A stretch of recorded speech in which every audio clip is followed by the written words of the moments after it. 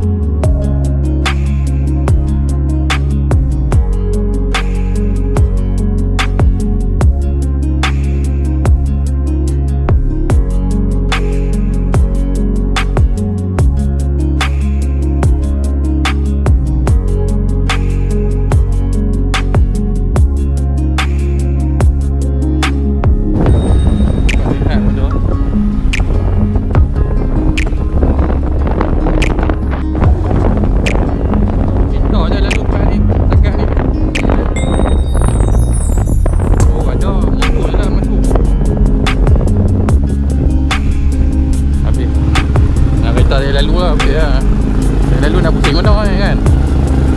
Motor je lah dia lalu. Tempat rehat.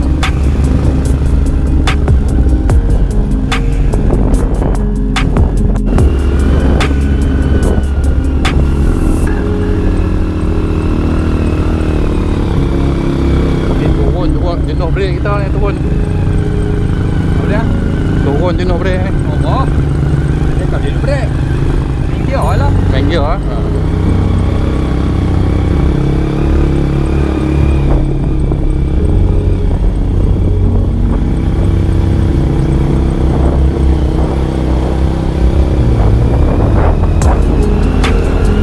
Jauh juga jalan ni.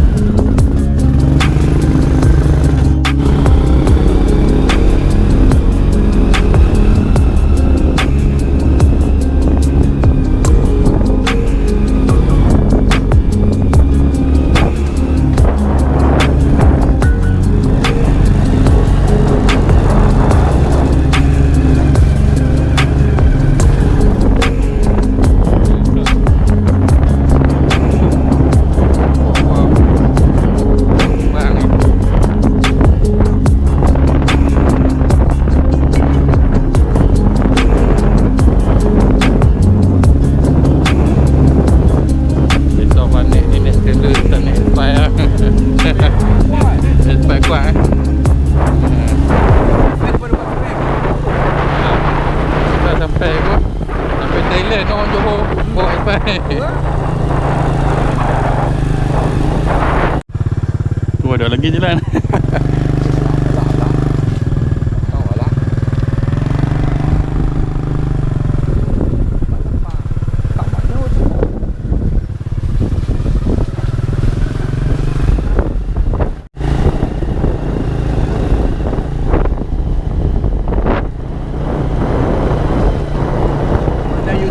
Macam kita simpang tadi lah.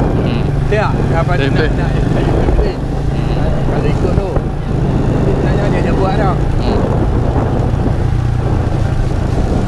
Yang main gear lah, jalan dah elok dah. Jalan elok. Turun bukit gear rendah. Depo dia tak nampak depo pun. Tu depo duk dekat ni je motor depo ni. tahu waterfall ni. Tak baca waterfall yang tahu. Hmm.